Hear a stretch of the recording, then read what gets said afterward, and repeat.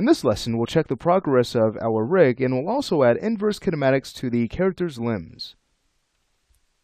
To get started, I just wanted to point out a few areas that I weight painted to give you an idea as to how to approach those same areas on your end. We can start with the wrist. I actually skinned to the nub object.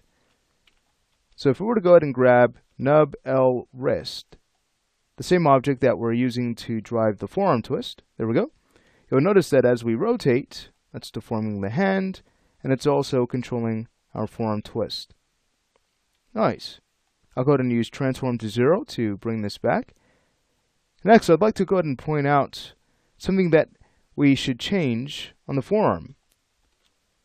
Let's go ahead and jump back to wireframe mode so we can go ahead and grab the forearm bone. Now watch this. Let's go ahead and rotate back and forth in our y-axis. Eventually, you'll notice that the arm is going to flip. Does that mean the system is broken? Well, no.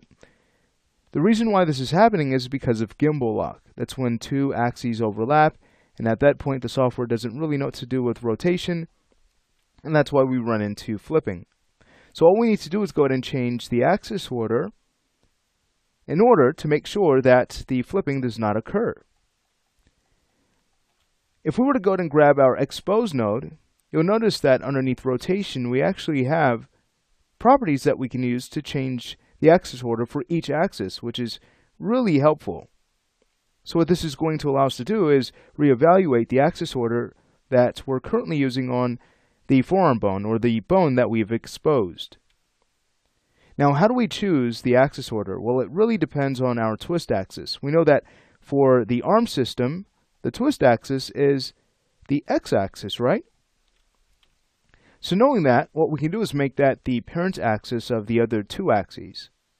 Let me go ahead and show you how. Let's go ahead and grab the expose node. We'll start with our x property. Let's go ahead and change the x order to YZX. Why is that? Well, according to this axis order, x is going to drive the z and the y-axis. Let's go ahead and choose that for all three. Again, that's YZX. And now we can go ahead and test this out. We'll jump back to the forearm. Let's go ahead and rotate back and forth. Have a look. No longer do we run into flipping. Exciting.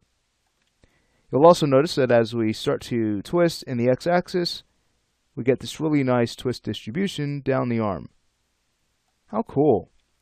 Let's make sure to do the same thing on the right side. Again, we'll grab the expose node, and we'll use YZX. Wonderful. Now, a note on the shirt. After converting the skin wrap modifier to a skin modifier, we still might have to go in and tweak some of our weights. Now, thankfully, the shirt is still pretty low res, so we could always work with the weight table to do this. And that's what I've done here. Now, after you're done with that, let's go ahead and have a look at the form we're able to hold in the shoulder. It's not going to be 100% perfect, but it will get us very close. What we can do, once we've managed to get the form about 90% there, is we can then go ahead and create a corrective target to push this even further. So sometimes that's needed. A corrective target is simply a morph target that we would use to correct deformations. It's as simple as that. And if you'd like to learn how to create morph targets, feel free to take a look at Introduction to Rigging in 3ds Max, as well as facial rigging. So you'll notice that, alright, the form, that's pretty good. And all we would need to do is go ahead and create a corrective target to push out some of these points a bit more for a more natural shape. So that's super exciting, the fact that we can go ahead and take the character's arm and place that above his head. So that means that our form is holding very well. Also, keep this in mind. Let's go ahead and go back to wireframe mode. We can go ahead and select PTL Auto Clavicle Clav, the box helper that we're using to average the rotation of the clavicle. We can use that to push the clavicle up a bit more, and then we can jump back to our shoulder bone and we can basically go ahead and push that over to the side a bit just to make sure that it doesn't cave in. So again, that'll help us get a much more natural form. Super cool stuff. So this will look great with a Turbo Smooth node. We could actually have a look at that. Let's go ahead and grab the shirt and quickly apply one. There we go. So have a look.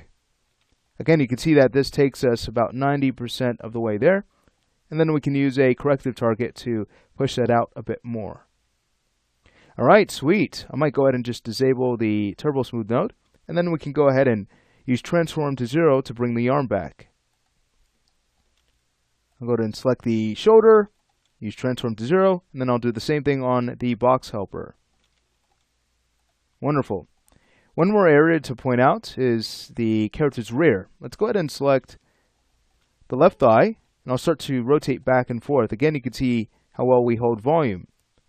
What I did here was I actually went in and selected the center of the back pocket, and I weighted all points to the buttocks bone. At that point, I started to add influence to the thighs envelope object, the one that does not twist, which is thigh muscle end. That way we can push out volume without having the buttocks collapse as we start to move the thigh around. So you can see we get some great rotation here. So we start to rotate the thigh, and the buttocks will not collapse as we twist. How cool.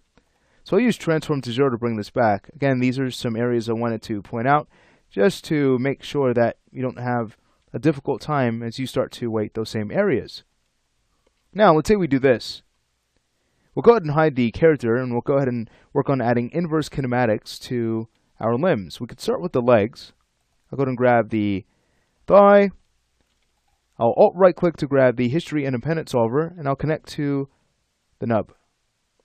Once we've done that, we can go ahead and rename this object. That's going to be high_L leg. All right, sweet. Once we've done that, we can go ahead and freeze its transforms. We're not ready to parent it just yet. We could also make sure that it gets added to the hidden layer along with our proxy cage. So I'll add both items. Nice. We want to do that for the other limbs. I'll go ahead and leave those up to you. I would recommend going in and hiding the bone systems that we're using for the auto clavicle rig as well as for the counter twist rig. We can hide the IK goals as well. That way when we create new IK goals, they don't overlap. Eventually we'll have to bring these back to get them connected to our arm controls. But watch, we could just go to our hidden layer, hide those objects. So there's one. Let's go ahead and grab the nub. We'll hide that next. I'll go ahead and scroll down. There it is. And then we can go to the IK goal and hide that as well. Next, we can go to the counter twist bone, and we can hide that system. So there's the root of that. There's the nub. Let's go ahead and scroll down. There we go. And then we also have the IK goal that we can hide. Let's go ahead and search for that. Fantastic. So once we've done that, we can then go ahead and grab the shoulder bone, Alt right click and grab our History Independent Solver and connect to the nub. Fantastic. So once we've managed to do that, we can then rename the object. That's going to be high_L arm. And then, of course, we'll want to freeze its transforms and get it added to the hidden layer. So that's going to be it for this lesson. I'll leave the right half up to you. And in the following lesson, we're ready to start adding control objects.